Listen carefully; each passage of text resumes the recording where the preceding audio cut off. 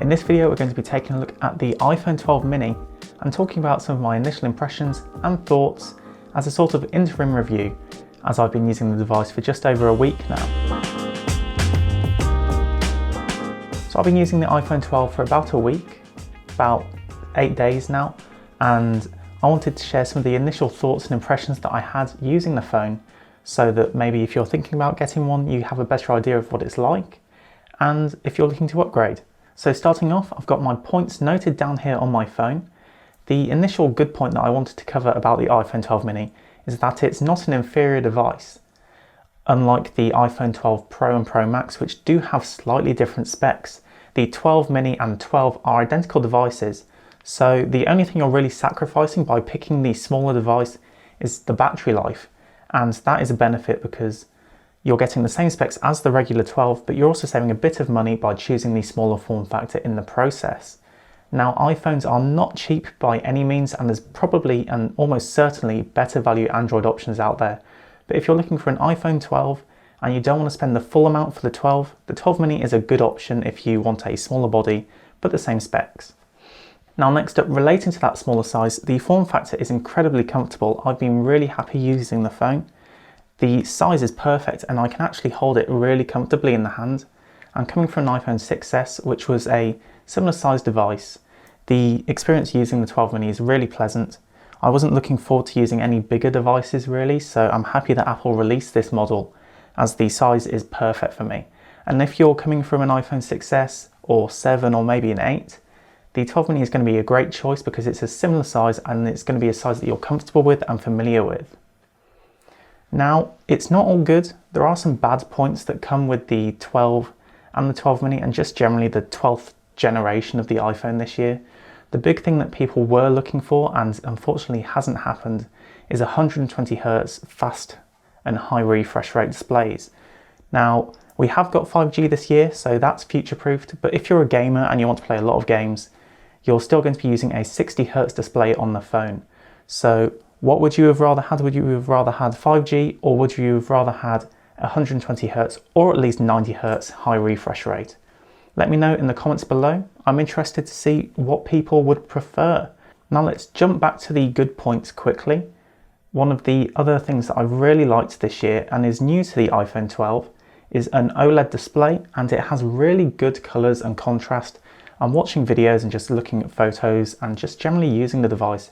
It's really pleasant. The display looks great. It's slightly higher resolution than the 6S and that generation of phones because we step up to a 1080p display.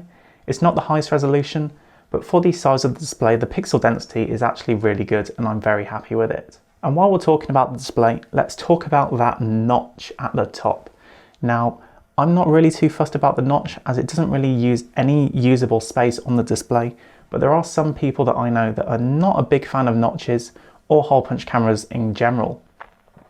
And the recent developments of under display cameras look really interesting, but it's probably not going to make it to a mass market phone for another year or two. So if you're not a fan of notches, you may want to ride out that older device for a bit longer to see if there's something different coming around the corner. Now the cameras. I've been really happy with the cameras on this device, and it's one of the main things that I was looking forward to upgrading to, as the camera quality is just fantastic. I'll put a few sample photos on the screen, but expect to see many more in my review that test a much wider range of subjects. I've mainly been shooting landscape photos over the last week, and the HDR processing is fantastic. It's not as good as maybe the Pixel devices, but it's pretty good, and it really does a good job at making a landscape stand out. And of course you get the portrait mode functionality, which uses both cameras together to capture a depth photo. So you can blur out the background if you have a portrait photo, or you can get some pretty cool photos of your dog. So the cameras are really good this year and I'm really happy with them. And of course, if you want to shoot video, you can shoot video in up to 4K 60 frames a second. And there are also options to shoot in HDR and also Dolby Vision at 30 frames a second, I believe. And then my final point, which is a bad point about the iPhone 12 mini and the iPhone 12, is that the base model still comes with 64 gigs of storage. And for a device that you may be using for a few years to come, having 64 gigabytes was a lot back in the day, but actually now things are using so much storage, you may find yourself running out even on that.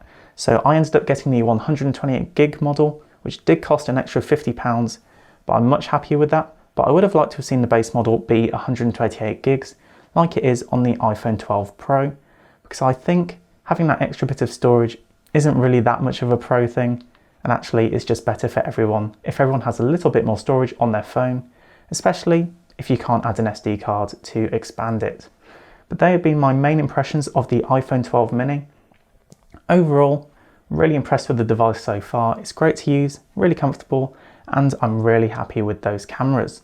So they have been my main impressions after the first week. Stay tuned for a full review coming up in maybe a month or so, but get subscribed if you aren't already. Make sure you're following on socials to see different camera samples and behind the scenes. But that's been it for this video. Thanks for watching, and I'll see you in the next one.